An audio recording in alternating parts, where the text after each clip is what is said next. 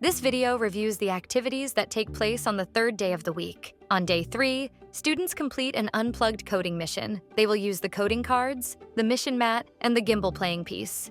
Drones can be flown autonomously or without a pilot by using a step-by-step code. In an unplugged coding activity, students create a flight code by placing command cards or drone movement cards in sequential order on the mission mat. Each card should be placed in the order in which it will happen in the flight plan. Take a moment to read some best practices teaching tips.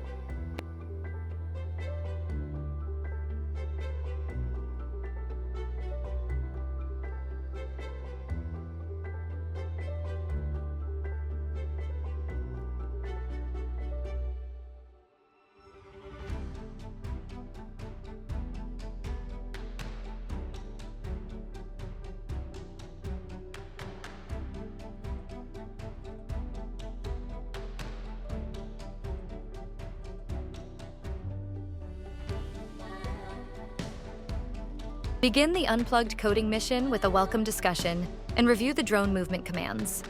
The unplugged coding mission for Story 1 is No Applesauce. In this mission, students code a flight path for Gimbal so that he can fly from the launch pad to the landing pad without hitting any apple trees. Use the slides to explain the day's mission to the students. The drone movement commands include throttle, pitch, yaw, and roll. Throttle up and throttle down cards will be stacked on top of the card they throttle up from, or throttle down onto. This shows the vertical movement of Gimbal. The rest of the cards will be placed in their own unique square, including the yaw card. Model the process of creating a code with the whole class before they do it in teams.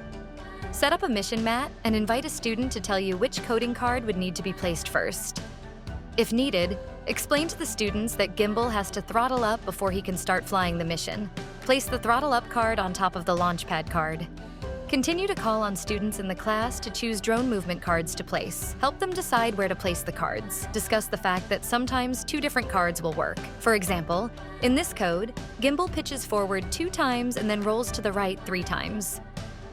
An optional flight path is for Gimbal to pitch forward and then yaw to the right. When Gimbal yaws, the direction he is facing changes. Gimbal then pitches forward 3 times, with his face pointing in the direction he is moving. If students choose to place an incorrect card, allow them to make that mistake so that they can find and fix the mistake when testing the code. When done, test the code as a class by moving the Gimbal playing piece along the path the students created. Revise or debug the code as needed.